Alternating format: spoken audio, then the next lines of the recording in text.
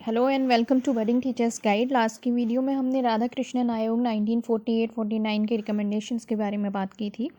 आज हम इसके इम्पॉर्टेंट क्वेश्चंस पे चर्चा करेंगे, तो चलिए शुरू करते हैं। यूनिवर्सिटी एजुकेशन कमीशन के जो इम्पॉर्टेंट क्वेश्चंस बन सकते हैं उनको मैंने वन लाइनर में कंपाइल किया है। यहाँ पर ये सभी पॉइंट परीक्षा की दृष्टि से इम्पॉर्टेंट है। उच्च शिक्षा हायर एजुकेशन के फील्ड में सुधार लाने के लिए inter university board of education, अंतर विश्वविद्यालयी शिक्षा परिषद और CABE central advisory board of education, केंद्रीय शिक्षा सलाहकार बोर्ड ने भारत सरकार के सामने एक आयोग गठित करने का प्रस्ताव रखा था। इसका गठन 4 नवंबर 1948 को हुआ था और इस आयोग के अध्यक्ष डॉक्टर सर्वपल्ली राधाकृष्णन थे। आपके प्रश्न इस प्रकार से बन सकते हैं। राधाकृष्णन आयोग का गठन कब हुआ था? तो इस आयोग का गठन 4 नवंबर 1948 को हुआ था। विश्वविद्यालय शिक्षा आयोग के अध्यक्ष कौन थे? डॉक्टर सर्वपल्ली राधाकृष्णन इसके अध्यक्ष थे। Doctor Sarvepalli Radhakrishnan was the chairman of university education commission 1948-49। अगला प्रश्न,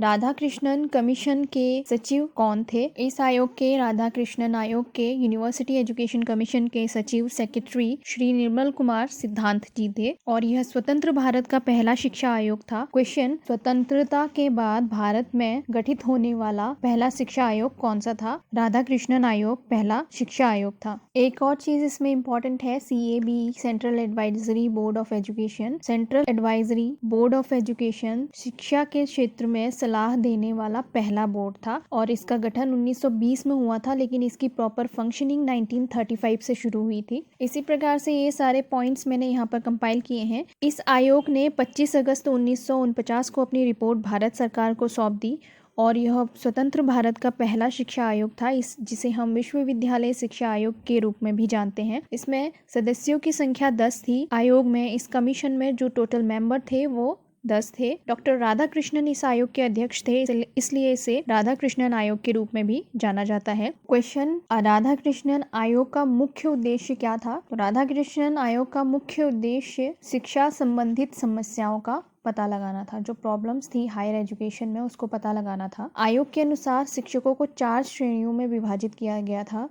टीचर्स की 4 कैटेगरीज इन्होंने बनाई थी, प्रोफेसर, पाठक, व्याख्याता और प्रशिक्षक। राधा कृष्णन आयोग ने ये सुझाया था कि शिक्षण कार्य जो है सप्ताह में 18 घंटे से अधिक नहीं होना चाहिए और शिक्षकों की, टीचर्स की जो सेवा से अवकाश की उम्र थी वो 60 साल से बढ़ाकर 64 ईयर्स कर दी गई थी। पॉइंट 12, राधाकृष्णन आयोग के अनुसार कितने वर्ष की विद्यालयी शिक्षा प्राप्त कर विद्यार्थी विश्वविद्यालय में प्रवेश ले सकते थे? तो राधाकृष्णन आयोग के अनुसार विश्वविद्यालय और महाविद्यालयों में उन्हीं छात्रों को प्रवेश मिल सकता था जो कि 12 वर्ष की विद्यालयी शिक्षा प्राप्त कर चुके हों। जिन्होंने 12 ईयर्स की स्कूल एजुकेशन कंप्लीट की होगी उन्हीं को यूनिवर्सिटी या कॉलेजेस में एडमिशन्स दिया जाएगा। इन्होंने ये रिकमेंडेशंस दी थी। 13, आयोग ने कितने पृष्ठों का प्रतिवेदन भारत सरकार के समक्ष प्रस्तुत किया था? आयोग ने प्रश्नावली और साक्षात्कार, इंटरव्यू और क्वेश्चनेयर के माध्यम से सूचनाएं एकत्रित की और उनका विश्लेषण करके, एनालिसिस करके अपनी रिपोर्ट प्रस्तुत की थी। रिपोर्ट 2 वॉल्यूम में दी गई थी। आयोग ने 747 पेजेस का प्रतिवेदन भारत सरकार के सामने प्रस्तुत किया था।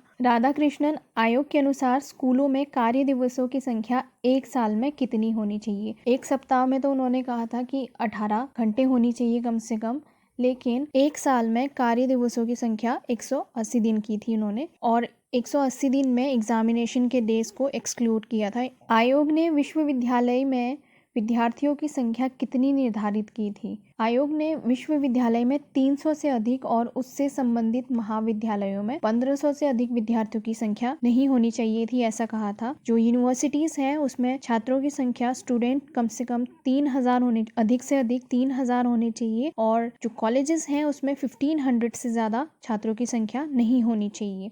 उच्च शिक्षा 3 स्तरों पर होनी चाहिए। पहला स्नातक 3 वर्ष का, स्नातकोत्तर 2 वर्ष का और अनुसंधान न्यूनतम 2 वर्ष। Under graduate 3 years, post graduate 2 years and research minimum 2 years. इनको 3 श्रेणियों में विभाजित करने की बात इन्होंने कही थी। कला, विज्ञान और व्यावसायिक और तकनीकी शिक्षा। सायंकालीन जो इवनिंग क्लासेस हैं उनको स्टार्ट करने का रिकमेंडेशन सुझाव यहीं से दिया गया था। सबसे पहले जो नौकरी पेशा लोग हैं उनके लिए सायंकालीन क्लासेस शुरू करनी चाहिए, इवनिंग क्लासेस हमें शुरू करनी चाहिए। व्यावसायिक शिक्षा को, वोकेशनल एजुकेशन को 6 श्रेणियों में बांटा जाना चाहिए। कृषि शिक्षा, वाणिज्य शिक्षा, इंजीनियरिंग और तकनीकी शिक्षा, चिकित्सा शिक्षा और अध्यापक प्रशिक्षण एवं कानूनी शिक्षा। यूनिवर्सिटी एजुकेशन कमीशन पहला आयोग था जिसने यूजीसी के गठन की सिफारिश की थी। ये इम्पोर्टेंट क्वेश्चन है कि यूजीसी के गठन की सिफारिश किस आयोग ने की थी? तो राधा कृष्णन आयोग या यूनिवर्सिटी एजुकेशन कमीशन, विश्वविद्यालय शिक्षा आयोग ने सबसे पहले यूजीसी के गठन की सिफारिश की थी। उच्च शिक्षा को समवर्ती सूची में रखने की बात इन्होंने कही थी। उच्च शिक्षा, हायर एजुकेशन को हमने कंकरेंट लिस्ट में रखना है, यहाँ पर इन्होंने सुझाया था। और